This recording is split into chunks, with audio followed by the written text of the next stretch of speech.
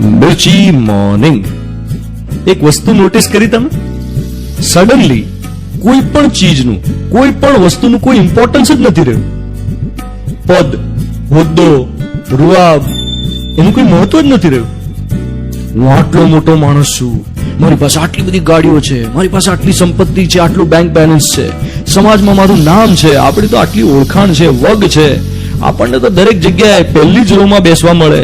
અરે મારા ફિલ્ડમાં હું નંબર 1 બનીને જ જંપીશ, હું તો ફલાણું અચીવ કરી લેવાનો, ઢીકણું અચીવ કરી લેવાનો, મારી પાસે તો આ બ્રાન્ડના કપડા છે, હું તો 10,000 નો સૂટ પહેરું રોજ, મારા કબાટમાં આટલી સાડીઓ છે, મારું તો એક આખું કબડ ખાલી શૂઝ થી જ ભરેલું છે, હું તો વિદેશ જઉં તો એક બેગ તો આખી ખરીદી કરીને જ લેતો આવું. આમાંનું કશું જ કંઈ કરતા કંઈ મહત્વનું નથી રહ્યું. નથી સૂટ પહેરવાનો રોજ હવે, કે નથી ભપકારદાર સાડી કે મેકઅપ. અને બધા જ લોકો સલૂન ગયા વગર જીવે જ છે ને. મજા જ આવે છે ઘરમાં. દુનિયાને ઇમ્પ્રેસ કરવા માટે આપણે જે બધું ભેગું કરી રાખેલું ને એ અચાનક નકામું થઈ ગયું છે. અને જેને આપણે સમય નહોતા આપતા એ ઘરના લોકો અચાનક ખૂબ વાલા થઈ ગયા છે. આપણા નામની પાછળ જે મોટી ડિગ્રી લાગતી હોય એનું કઈ મહત્વ નથી રહ્યું. આપણી નામના પદ, પ્રતિષ્ઠા એ કેટલી ખોખલી છે એ સમજાઈ ગયું છે. તો મારે તો આ જ હેડફોન જોયો છે, મારે તો આ જ પિઝા ખાવો છે, આવી બધી ડિઝાયર્સ ઝીરો થઈ ગઈ છે.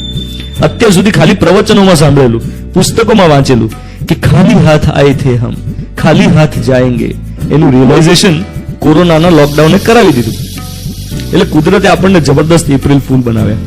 અત્યાર સુધી આપણે કુદરતને લાઇટલી લેતા હતા, પોલ્યુશન કરતા હતા, કુદરતી રિસોર્સિસનો વેડફાટ કરતા હતા. અને હવે કુદરતે કહ્યું કે આવો બેટમજી, તને તારી હેસિયત બતાવી દઉં. બહુ માણસ તારી જાતને શું સમજે તું? હવે જયારે કશું જ આપણા હાથમાં નથી તો કરશું શું? લાઈફને હળવાશથી લઈએ. પેલો પદ અને પ્રતિષ્ઠાનો, સાહેબગીરીનો જે બોજ માથે લઈને ફરતા હતા ને એને ફેંકી દઈએ, બહાર ઉતારી દઈએ આપણા કંઈક હોવાનો. કંઈક હું કંઈક છું, આઈ એમ સમથિંગ એ વાળી ટણી જો ઉતરી ગઈ હોય તો આઈ એમ નથિંગ એનો અહેસાસ કરીએ. You are listening to Mirchi. હું છું ધ્વનિત તમારી સાથે. Good morning my dear.